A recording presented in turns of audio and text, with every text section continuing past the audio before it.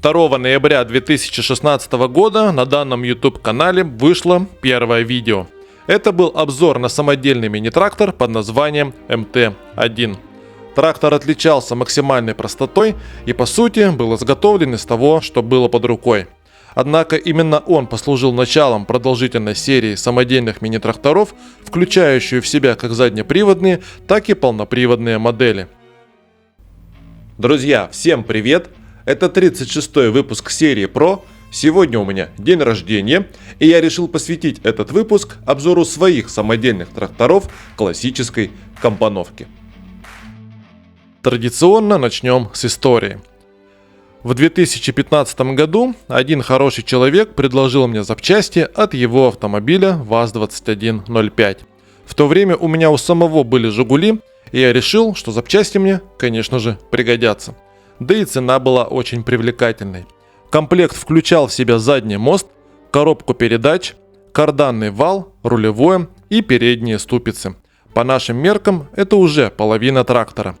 Но в то время я об этом еще не знал и просто сложил их кучкой в гараже.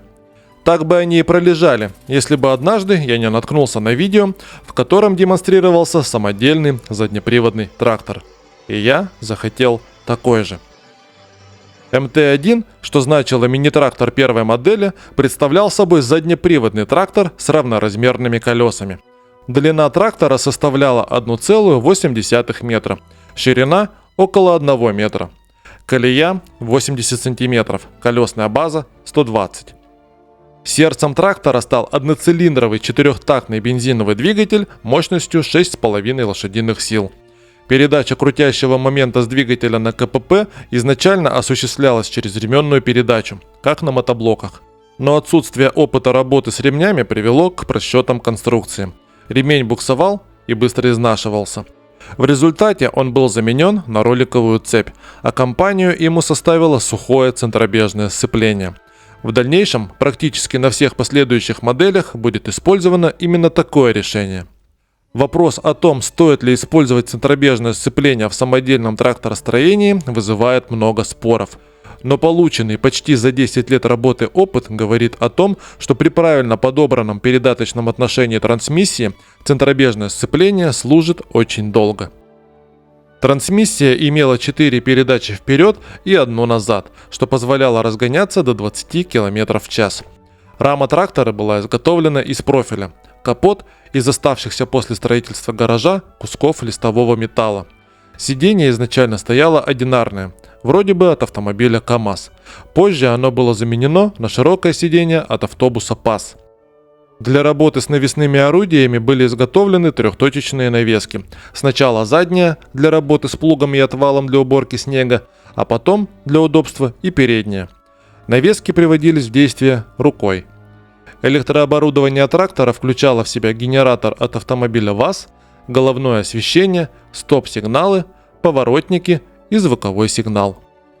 В марте 2017 года творческие поиски привели меня к созданию следующей заднеприводной модели МТ-3. Для его постройки в качестве донора был приобретен автомобиль ВАЗ-2103. Главной задачей было создание более компактного и в то же время аккуратного трактора. Колея была уменьшена до 70 см, а колесная база примерно до 107. Мощность двигателя была прежней – 6,5 лошадиных сил. Сцепление центробежное, работающее в масляной ванне. За счет редукции максимальная скорость движения была снижена до 10-12 км в час, что дало существенный выигрыш в тяге. Трактор мог выполнять полевые и транспортные работы. На постройку ушло примерно 8 месяцев. В октябре 2018, спустя год после завершения МТ-3, было начато строительство МТ-6. Он отличался увеличенными колесами и повышенной мощностью 8 лошадиных сил. Двигатель был оснащен понижающим редуктором. В остальном ключевые решения были те же. Колея 70 см, колесная база около 110 см, цепи для передачи момента от двигателя на КПП, за которые меня часто ругали мои зрители, коробка передач и укороченный мост от «Жигулей». Первые ходовые испытания были проведены в январе 2019 года. Трактор отлично показал себя на пересеченной местности и в рыхлом снегу. Официальной датой завершения строительства и ввод в эксплуатацию считается 1 февраля того же года. Время на постройку трактора – 4 месяца. 3 мая 2019 года по образу и подобию МТ-6 был построен МТ-7. Его главное отличие – сухое центробежное сцепление. Максимальная скорость движения – 10 км в час. Тяга была отличная. Трогаться можно было с любой передачи. В отличие от всех предыдущих моделей, этому трактору повезло, что его строительство началось весной, и он был испытан в реальных полевых условиях. Для него был изготовлен двухкорпусный плуг с общей шириной захвата 40 см. Максимальная глубина вспашки около 20 см. Трактор отлично справился со своей задачей и подтвердил работоспособность применяемых решений. Подробно обо всех этих тракторах вы можете узнать, пройдя по ссылкам в описании под этим видео. Помимо плуга, трактор был укомплектован передним отвалом для снега и навесным самосвальным ковшом объемом около 100 литров. Время постройки трактора – 4 месяца. В апреле 2020 года, в разгар ковидных ограничений, что-то сподвигло меня приобрести трактор с рук. Видимо, надо было носить маску. Идея была следующей: купить трактор задешево, доработать его и дорого продать. Но так как я ни разу не бизнесмен, ничего из этого не вышло. Очень скоро выяснилось, что переделывать чужой трактор гораздо сложнее и дороже, чем строить свой. Я разобрал эту самоделку до состояния голой рамы и применил туда все свои технические наработки.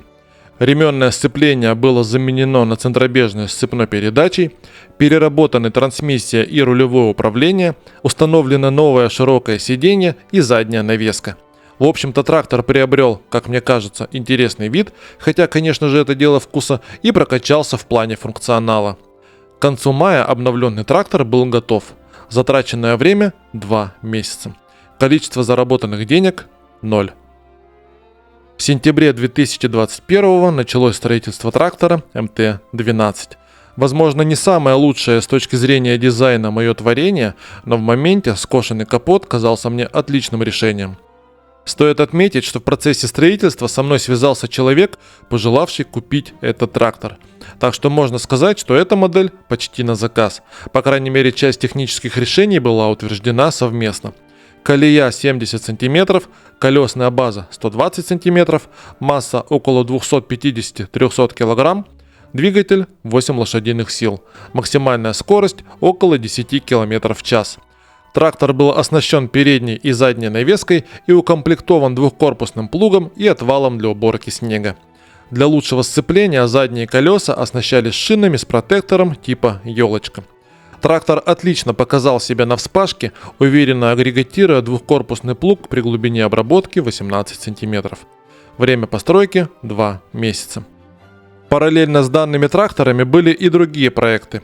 Полноприводные с шарнирно-сочлененной рамой, такие как МТ-2 и МТ-4, полноприводные тракторы с кузовком МТ-5 и МТ-10, грандиозный по своей задумке полноповоротный МТ-8 с гидрообъемным рулевым управлением, а также недостроенный МТ-11. Что же касается дальнейших проектов, то сразу после МТ-12, почувствовав некоторый прилив сил и денег, я решил вложить все это в постройку трактора с гидравликой. Было ли это правильным решением и как развивалась линейка моих самодельных классических тракторов дальше, и, наконец, забросил ли я это дело или все-таки не забросил, об этом я расскажу в одном из следующих видео. Если это наберет, хотя бы 500 лайков. Нужно понимать, есть ли вообще интерес. Что же касается самодельных тракторов, обзоры на них есть в описании под этим видео. Все ссылочки ищите ниже.